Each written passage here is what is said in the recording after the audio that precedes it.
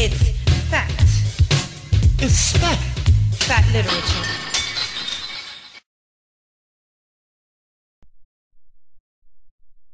Ronny was born in Iraq and immigrated to Israel when he was very young. He's a very well-known, he's considered the poet's people in Israel. He's published many books, and a lot of his books has been in translation into Arabic, some of his poetry, and his books into French, English, Spanish. So it's such a great honor to have Ronny really coming from Israel.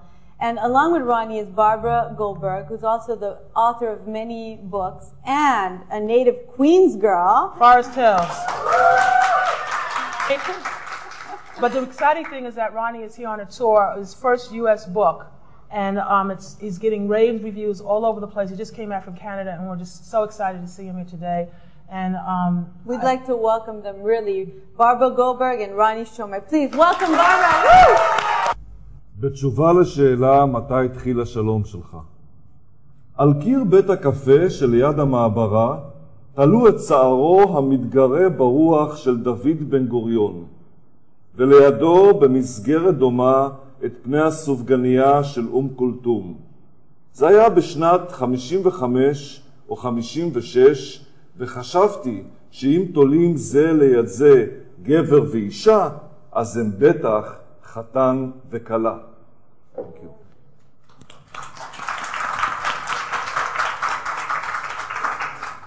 We had talked earlier about Kulthum, who's a very famous and well-loved Egyptian singer.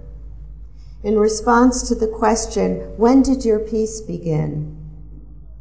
On the wall of a cafe for new immigrants, they hung a photo of Ben Gurion and his windswept hair, and next to it, in a similar frame, the pancake face of Kulthum. It was 55 or 56, and I thought if they hung side by side, a man and a woman, they must be bridegroom and bride.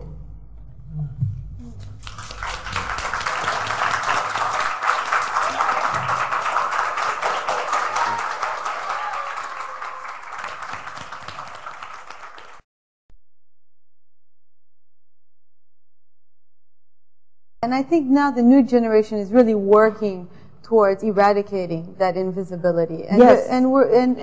You've been involved very much in part of pushing that generation forward. Yes, absolutely. I didn't realize, for example, my first book came out, Notes on 94th Street, came out in 1972.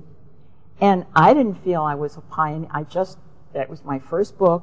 It was about my neighborhood, the Upper West Side of Manhattan. And it turns out that that was the first poetry book in English by an Arab American woman.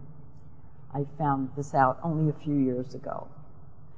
What's happened, and there are a lot of reasons for it, there has been a tremendous, not only interest in the poetry, but there's so many poets writing. Yeah. It's like what happened with black poets in the 60s, you know. And this renaissance, I think there's a kind of renaissance. Well, renaissance means that something was, reborn. Okay, it is reborn. And I think it had a lot to do with the feminist movement. Yeah. There are many wonderful Arab American women writing. This is amazing. That's something to bring up, because most of the Arab Americans writing today, I mean, of course there are some male writers writing prose and some poets, male poets, but the majority of them are women.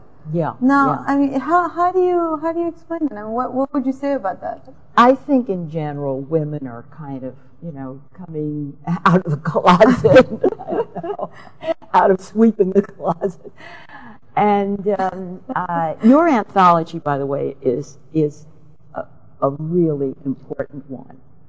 I mean, can we tell them? Yes. Now yes. we handled the Arab woman. I can't even speak in Poetry of Arab Women. But the best part is that she won a major award for it, Penn Oakland.